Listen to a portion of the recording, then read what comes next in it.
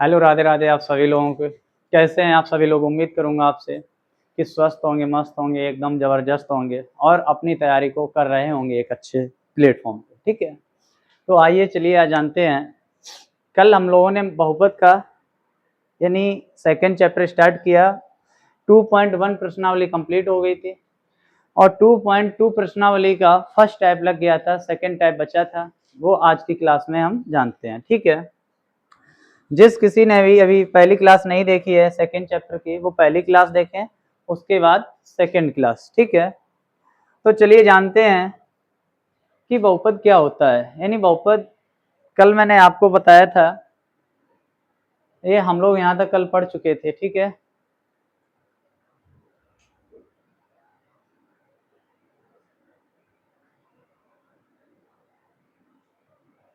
तो चलिए आज जानते हैं हम लोग सेकंड क्वेश्चन।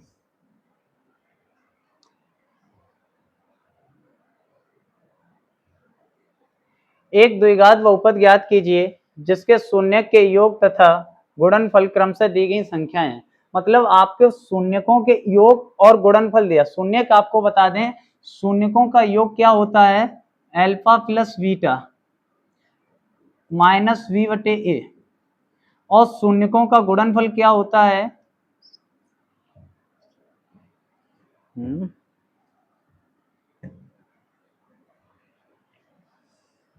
शून्यकों का गुणनफल होगा अल्फा बीटा बराबर सी बटे ए।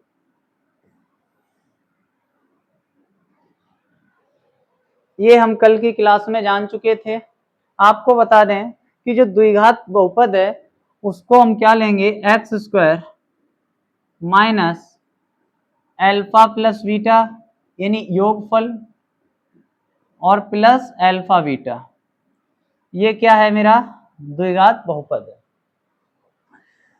तो आपको अल्फा प्लस बीटा यानी ये अल्फा प्लस बीटा दिया गया है आपको, और अल्फा बीटा यानी गुणनफल, योग तथा गुणनफल। ये योग है पहली संख्या और ये जो है दूसरी संख्या, ये हमको क्या दिए? गुणनफल दिए। जो ये मान हम इस समीकरण में रखेंगे और इस समीकरण को हम सॉल्व करेंगे, वही मेरा आंसर आएगा। ठीक है, तो चलिए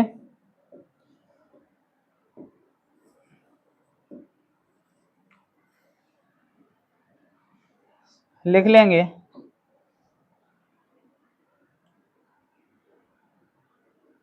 सॉल्व।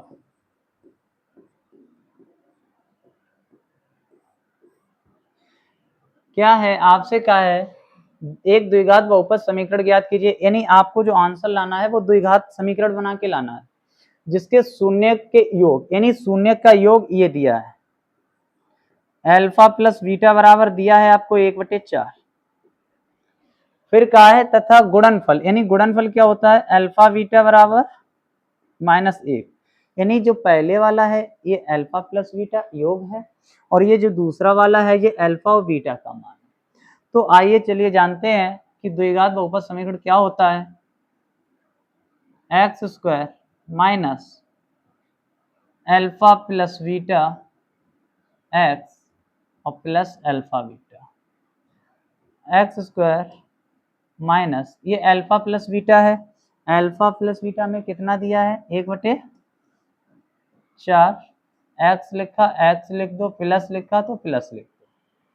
ये अल्फा बीटा है तो अल्फा बीटा में कितना दिया है? -1।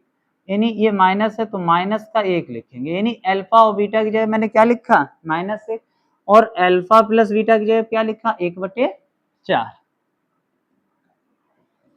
यानी x square minus plus minus, x का 1 में करेंगे एक्स, नीचे मल्टीप्लाई होगा नहीं क्योंकि एक्स के नीचे 1 है, वो 1 का 4 में करेंगे 4, प्लस माइनस -1।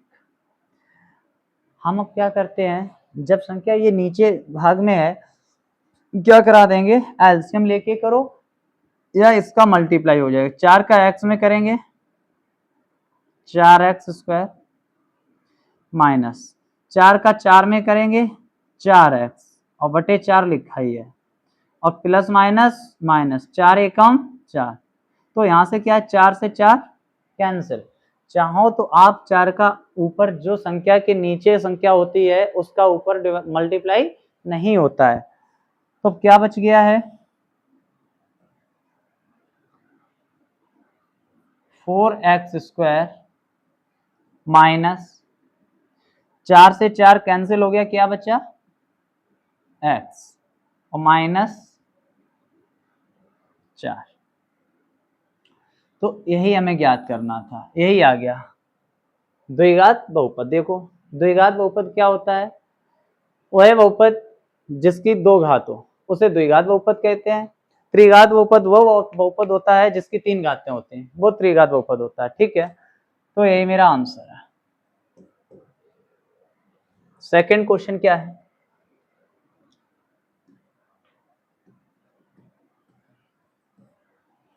यानी आपको योगफल दिया है अल्फा प्लस बीटा बराबर,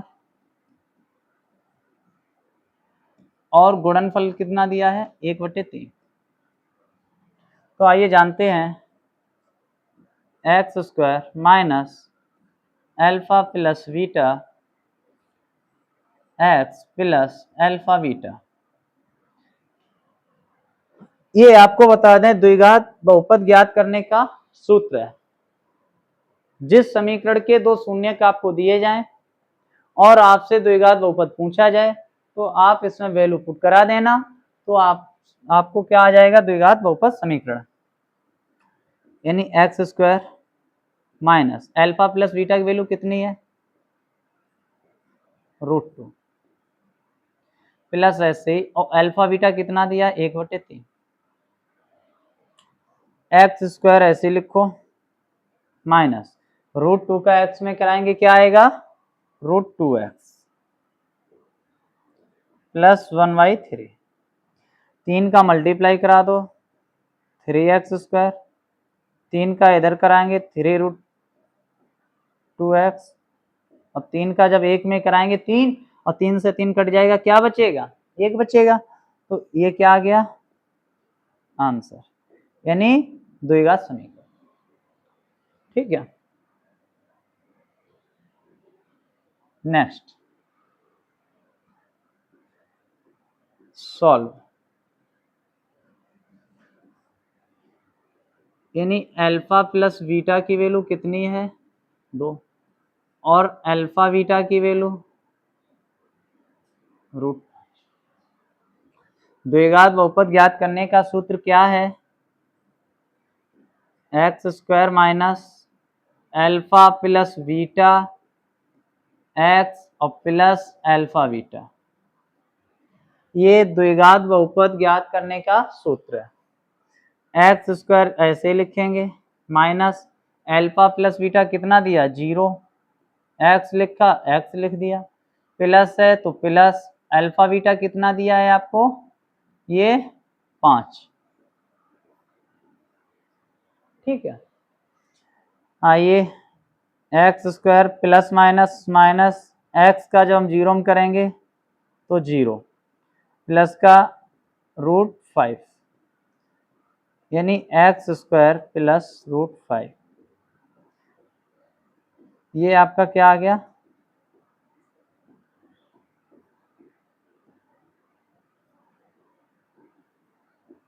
यही आंसर, यानी द्विघात बहुपद। देखो जिसकी घात 2 होती है उसे हम क्या कहते हैं द्विघात बहुपद कहते हैं। ठीक है, नेक्स्ट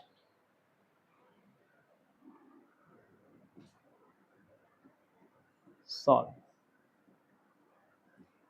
अल्फा प्लस बीटा बराबर 1 और गुणनफल क्या दिया है वो भी 1। द्विघात बहुपद ज्ञात करने का सूत्र क्या है x² minus alpha plus beta x plus alpha beta.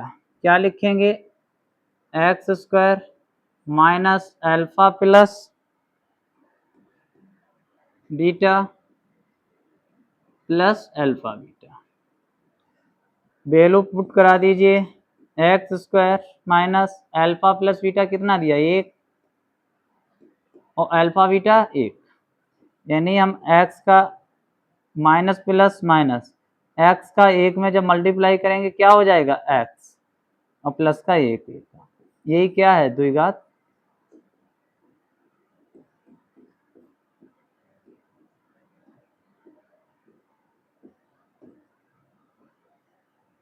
ठीक है।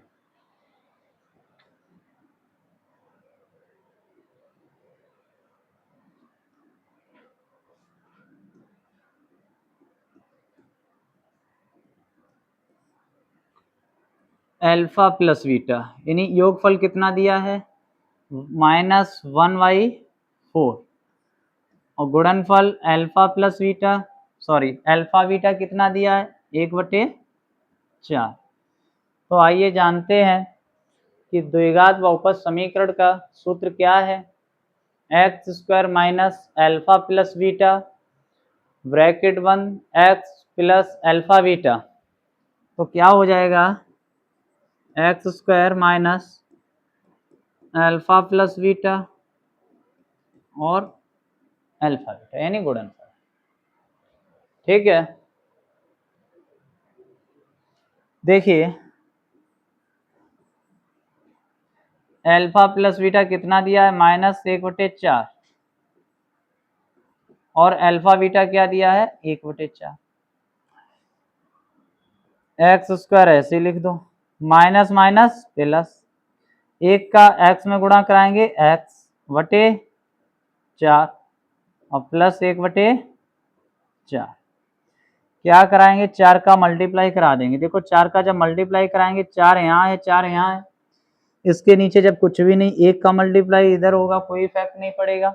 जब 4 का ऊपर नीचे हो जाएगा तो 4 से 4 कैंसिल हो जाएगा, 4 का 1 के साथ होगा 4 एकम 4, 4 से 4 कैंसिल हो जाएगा, एक ही बचेगा।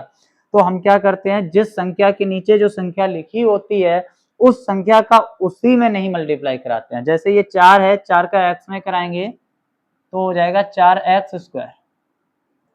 अब हम 4 का x में नहीं कराएंगे, यदि कराएंगे तो 4x आएगा और 4 से 4 कैंसिल सेम रहेगा। तो हम क्या करेंगे प्लस x और प्लस 1, ये मेरा क्या आ गया द्विघात,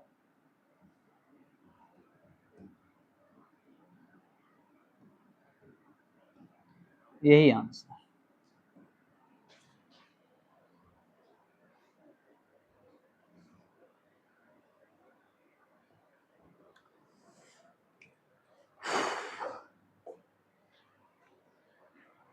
next,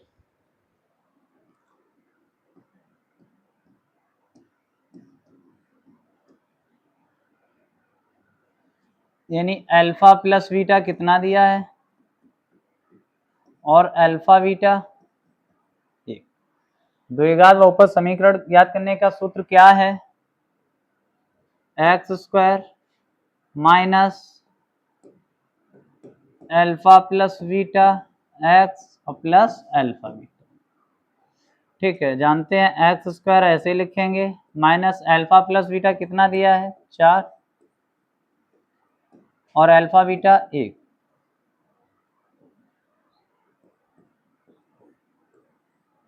minus plus minus x का 4 में कराएंगे 4x और प्लस 1, क्या आ गया ये द्विघात।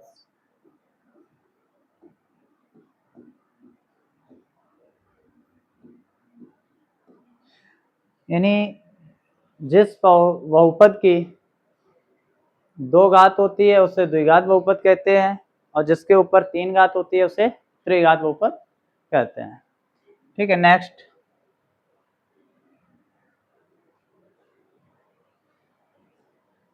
यानी कंप्लीट होता है आपका।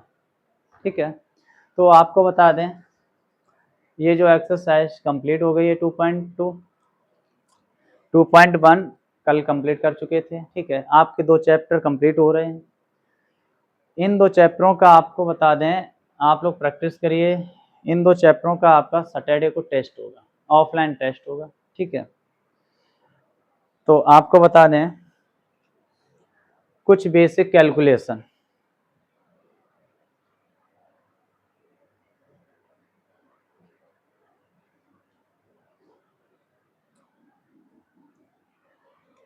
यानी बेसिक कैलकुलेशन क्या,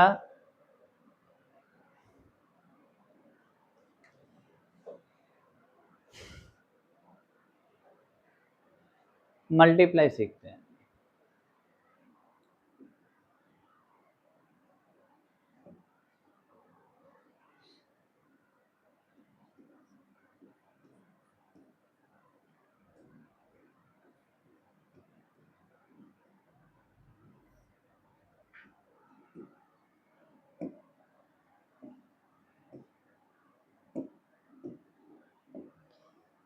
देखो मल्टीप्लाई क्या होता है आपको बता दें कि जब भी आप मल्टीप्लाई यानी ये आपका मल्टीप्लाई है पॉइंट वाले, जब भी आप पॉइंट वाले मल्टीप्लाई करो जैसे सादा करते हैं पहले वैसे कर लो और बाद में उनके अंक जोड़ के उतने ही अंक के बाद पॉइंट लगा दो। जैसे ये है 4 दूनी 8, कितने अंक के बाद पॉइंट है? 1 अंक के बाद, तो 1 अंक के बाद पॉइंट लगा दो, ये आपका क्या हो जाएगा? आंसर हो जाएगा। जैसे आपसे कह दें कि 0.2 0.2 0.4 0.2, तो क्या करोगे पहले सादा जैसे हम लोग मल्टीप्लाई करते हैं वैसे कर लेंगे और बाद में सारे मतलब कितने अंक के बाद पॉइंट है उन्हें काउंट करके पॉइंट लगा देंगे। जैसे 2 दूनी 4, 4 चौकू 16, 16 दूनी 32, कितने अंक के बाद पॉइंट है? 1 2 3 अंक के बाद, 1 2 1 अंक जीरो बढ़ा लो यानी यहाँ पे पॉइंट लगेगा। क्यों? क्योंकि आपका जो गुणा में पॉइंट है वो क्या 1 2 3 अंक के बाद है, तो आंसर में भी 1 2 3 अंक के बाद पॉइंट लगेगा। ठीक है, नेक्स्ट है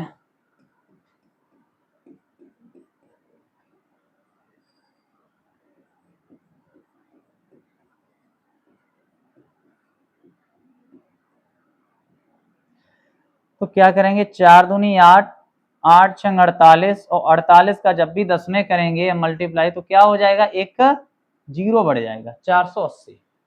कितने अंक के बाद पॉइंट है? 1 2 अंक के बाद पॉइंट है, तो 1 और 1 2 अंक के बाद पॉइंट लगा दो। ठीक,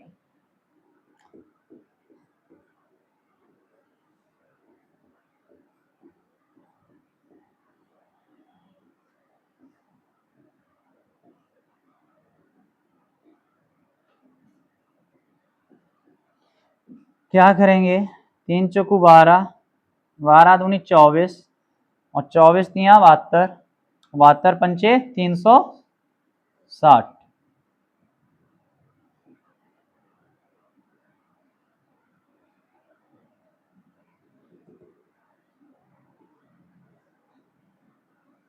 कितने अंक के बाद पॉइंट है? 1 2 3 4 अंक के बाद पॉइंट है, तो 1 2 3 और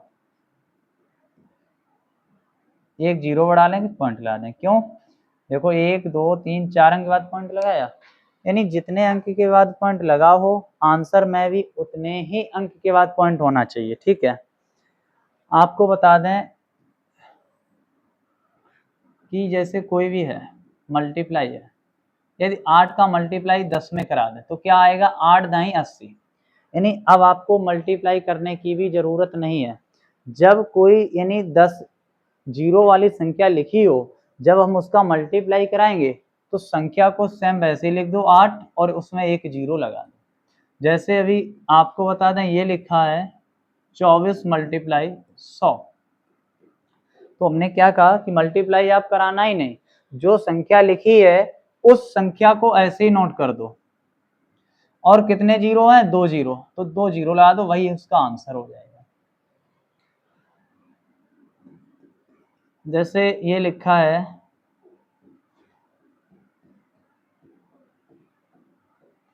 तो यानी जो जीरो वाली संख्याओं का मल्टीप्लाई आपको कराना ही नहीं है, आपको मल्टीप्लाई कराना है 3 से 4 के साथ। 3 चौकू 12 लिख लो, कितने जीरो हैं? 1 2, 1 और 1 का 2, 2 जीरो लगा दो, यही आपका आंसर। नेक्स्ट है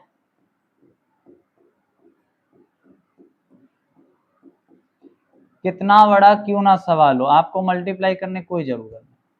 6 चौक 24, यहाँ पे 24 लिख लो, कितने अंक के बाद जीरो है? 1 2 3 4 5 6, यानी 6 जीरो है, तो आपके आंसर में कितने जीरो होंगे? 6 जीरो होंगे, यही आंसर होगा। अच्छा सेम इसका विपरीत क्या है? जब 5 के साथ मल्टीप्लाई कराते हैं, जैसे हम आपको बता दें जब 5 के साथ कराते हैं मल्टीप्लाई,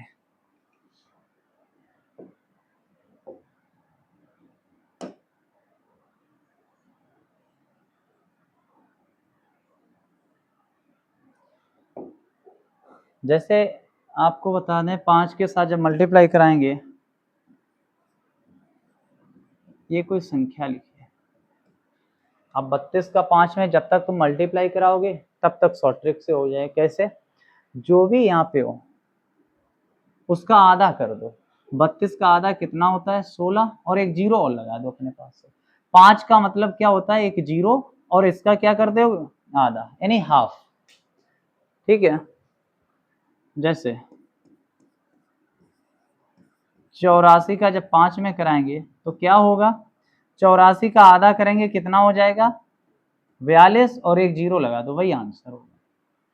ये 5 के मल्टीप्लाई करने की ट्रिक है। ऐसे ही आपको बता दें 2, 3, 4 सबकी है, लेकिन ये एक क्लास हम लेके आएंगे, लॉन्ग क्लास होगी कम से कम 1 से 2 घंटे की, उसमें सारे मल्टीप्लाई आपको सिखा दिए जाएंगे। ठीक है, अभी के लिए तब तक जान लो, जैसे ये है 36 मल्टीप्लाई 5 क्या होगा? सिर्फ आप जान लो 36 का आधा कर लो 18, एक जीरो लगा दो। पहाड़े सभी लोगों को याद होने चाहिए अगर कैलकुलेशन अच्छी करनी है। 54, 54 पंचे कितना होता है?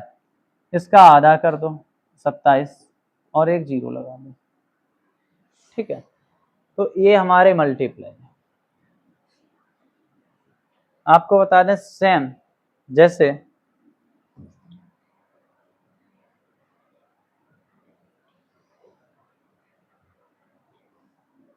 अभी यहाँ पे हम मल्टीप्लाई जब करा रहे थे, जब इस संख्या का आधा कर रहे थे, तो ये संख्या मेरी कैसी थी? सम संख्या थी। सम संख्या कौन सी होती हैं? वो संख्याएं जो 2 से कट जाती हैं, यानी जिसके अंतिम अंक 0, 2, 4, 6, 8, वो मेरी कैसी संख्याएं कहलाएंगी? सम संख्याएं कहलाएंगी। अगर यहाँ पे कोई विषम संख्या है तो कैसे मल्टीप्लाई करेंगे? आइए जानते हैं। यहाँ पे है जैसे 19, और 19 का मल्टीप्लाई कराना है। ये कैसी संख्या? 19 है, एक विषम संख्या। जब ये विषम संख्या है तो अभी तक तो हम इसका आधा करते थे, आज 19 का आधा तो नहीं हो पाएगा। यदि 18 होता तो 9 हो जाता। तो आपको कुछ भी नहीं करना, जो ये विषम है ना, इससे एक कम कर दो, सम हो जाएगी। भैया 19 है, 19 में एक कम कर दो 18, और 18 का आधा कितना हो जाएगा? 9।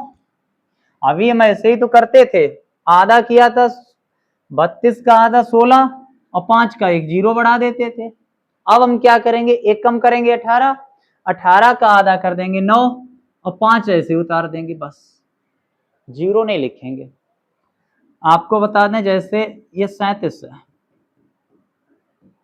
37 पंचे, हमने कहा एक कम कर लो, तो कितना बचेगा? 36, और 36 का आधा कितना होता है? 18 होता है, और 5 ये वाले ऐसे उतार दो। जब सम हो तो 5 की जगह पे जीरो लिख दो, यानी सम होगा तो 5 की जगह पे जीरो आएगा। अगर विषम होगा तो 5 के 5 ही उतार देंगे, बट जो विषम संख्या होगी उससे एक कम कर देंगे। एक कम किया 18, और 18 का आधा 9, और 5 वैसे। कितना भी बड़ा क्यों ना एग्जाम्पल हो, जैसे 75 का 5 में करो, 75 में एक कम कर दो 74, और 74 का आधा कितना होता है? 37, तो 37 ऐसे ही लिख दो, और ये 5 है, ये 5 ऐसे ही लिख दो। ठीक है, जैसे कोई संख्या है 204 है, यानी 204 का आधा करेंगे, कैसी संख्या है? सम संख्या है। जब 204 का हम आधा करेंगे तो क्या आएगा? 102, और ये 5 का जीरो लिख दो, बस। ठीक है, तो यानी आज की क्लास यहीं पे विराम करते हैं। ठीक है, हम लोगों ने मैथ में अभी तक 2 चैप्टर कंप्लीट कर चुके हैं। इन 2 चैप्टरों का आपका सैटरडे को ऑफलाइन टेस्ट है, तो आप लोगों से बता दें आप अपनी तैयारी को करते रहें। कल हम लोग 3rd चैप्टर यानी स्टार्ट करेंगे। ठीक है, जिस किसी ने भी अभी तक ये 2 चैप्टर कंप्लीट नहीं किए हैं वो पहले ये 2 चैप्टर कंप्लीट कर लें, नोट्स बना लें प्रॉपर, और 20 तक पहाड़े याद कर लें, 20 तक क्यूब याद कर लें, और 30 तक स्क्वायर। ठीक है, जिससे हम आपकी एक कंसेप्चुअल सीरीज लाएंगे जो कैलकुलेशन की होगी, बहुत अच्छे से समझ में आ जाएगी जब आपको पहाड़े वाड़े याद होंगे तब, ना कि बिना कुछ याद करे। जब तक कुछ करोगे नहीं तब तक कुछ नहीं होगा, ठीक है। तो नेक्स्ट क्लास में आप सभी से निवेदन है कि पढ़ के आए और याद करके आए, पढ़ते रहे निरंतर, ठीक है। चलो भाई, जब तक के लिए जय हिंद, मिलते हैं नेक्स्ट क्लास में, ठीक है।